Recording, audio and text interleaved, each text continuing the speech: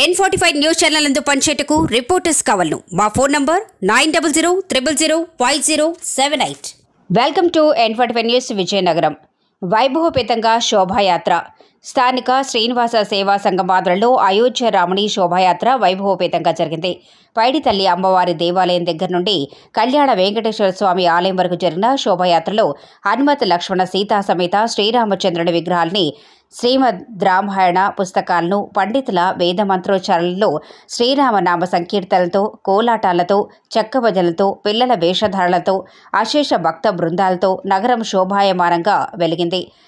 పూజారి సంపత్ కుమారాచార్యులు రథంపై స్వామివారిని సేవిస్తూ భక్తులకు కనువిందుపరిచారు.